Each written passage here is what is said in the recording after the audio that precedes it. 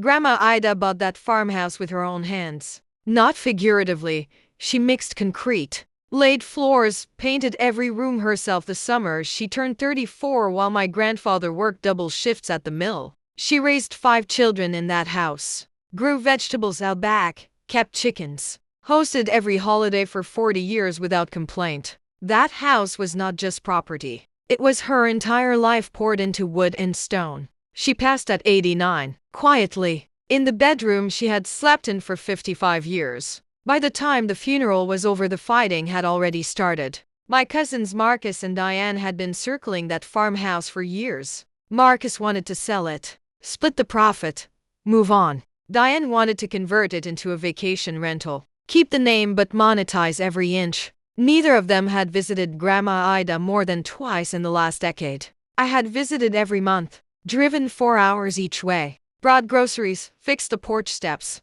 sat with her through 2 hospital stays and one very long winter when she didn't want to be alone. Nobody knew that was about to matter. The will reading was scheduled for a Thursday. Marcus arrived in a suit. Diane brought her real estate agent. I brought nothing, because Grandma Ida had called me 6 months before she passed and told me something I hadn't told a single person. Subscribe to Karma's list and turn on the bell, because what she told me that afternoon changes everything about this story. 6 months before she died, Grandma Ida asked me to sit with her at the kitchen table. She made tea, set out the good cups, the ones she only used when something mattered. She told me she knew about the cousins, the conversations they'd had behind her back, the property valuations Marcus had quietly commissioned, the vacation rental LLC Diane had already incorporated using the farm's address. She had known for 2 years, said nothing, watched. Then she slid an envelope across the table, told me not to open it until the will reading,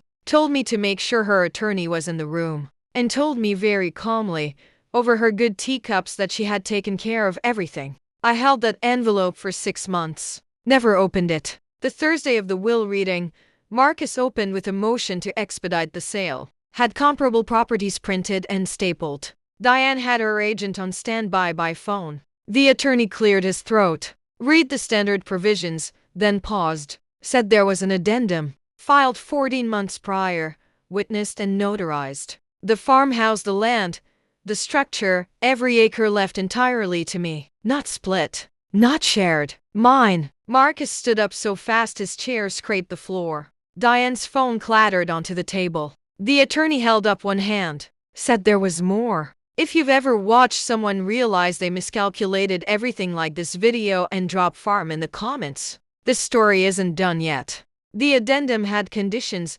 Grandma Ida hadn't just left me the farm. She had built a legal structure around it that nobody in that room had anticipated. The property was placed into a family heritage trust. I was named trustee.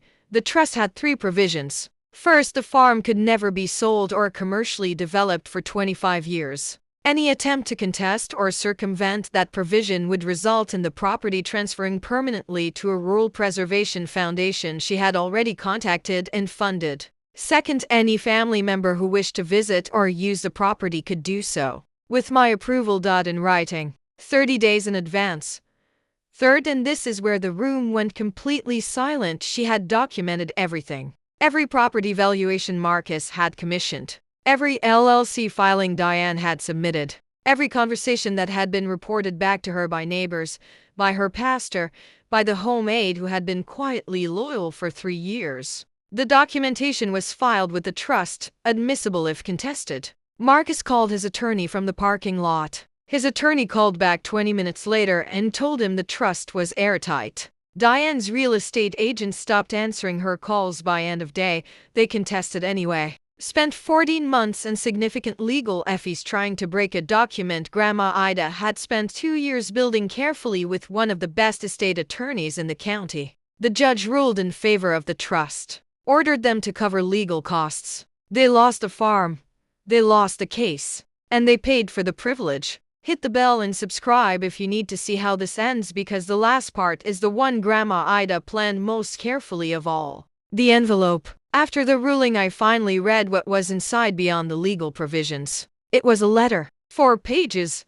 Her handwriting. The same careful cursive she had used to label every jar of preserves for 50 years. She wrote about the house, about mixing concrete at 34, about the summer she painted every room alone, about raising 5 children in walls she had built with her own hands and watching some of them forget what those walls meant the moment they started calculating square footage. She wrote about the visits, named every one, every 4-hour drive, every grocery run, every porch step I had fixed without being asked. Said she had seen all of it, said it had meant everything. Then she wrote something I have thought about every single day since. She said a house is not what it's worth. It's what happened inside it. You remembered that when nobody else did. So I made sure it stays with someone who will. I folded the letter back into the envelope, went outside, sat on the porch steps I had fixed 2 summers ago, and stayed there until the sun went down. The farm is still standing. I go every month, same as before.